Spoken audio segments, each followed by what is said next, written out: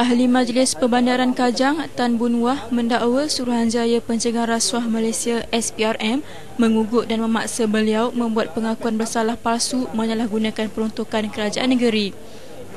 Beliau antara saksi yang disoal siasat SPRM pada hari yang sama dengan Teo Beng Hock, Setiausaha Politik Esko Kerajaan Selangor yang ditemui mati dipercayai jatuh dari tingkat 14 bangunan Suruhanjaya itu semalam.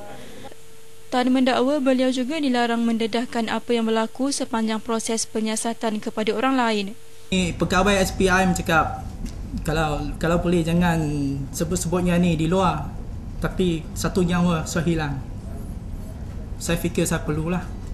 Saya perlu cakap apa yang berlaku bila tanya soal di bahagian saya lah.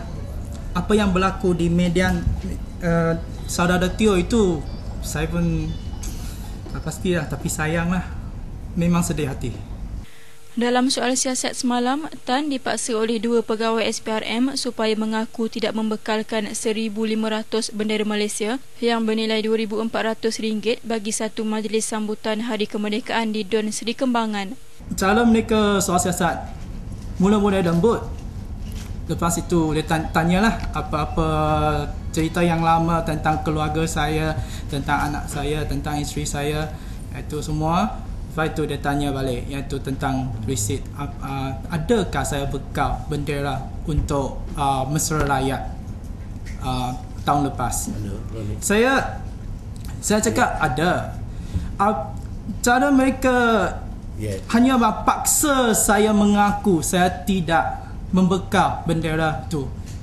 Tidak cukup dengan paksaan itu, Tan juga mendakwa dia turut dihambur dengan kata-kata kesat apabila tidak membuat pengakuan palsu itu. Bila tanya soal macam Cina bodoh ada keluar. You ini datang dari Cina kah? You ini tak tahu bahasa Malaysia lah? Begitu cara mereka tanyalah. Lagi satu saya ingat sebut di sini juga. Bila datang rumah saya juga tak ada warrant, tak ada name tag. Saya tanya, dia cakap SPRM tak payah keluar warrant. Dia boleh masuk siapa punya office, siapa punya rumah, sesuka hati saja. Tak payah. Saya ingat ini pihak yang berkuasa tentang SPRM ini perlu kaji semula tentang yang ini. Kenapa tak ada warrant boleh masuk orang punya rumah sesuka hati? Ada pergi sampai rumah selama 4 jam juga. Siasat buka file semua, komputer cek semua. Iaitu itu portable hadis, dia mau cek, saya bagi dia cek semua. Tapi apa tak dapat, tak boleh dapat lah. Beliau membuat keputusan mendedahkan perjalanan soal siasat SPRM selepas kematian Teo Beng Hock, 30 tahun, Setiausaha Politik kepada Yan Yong Yan Wah, Exco Pembangunan Kampung Baru, Selangor. Semalam, Teo ditemui mati di tingkat 5 Plaza Masalam di Shah Alam selepas disoal siasat Suruhanjaya tersebut.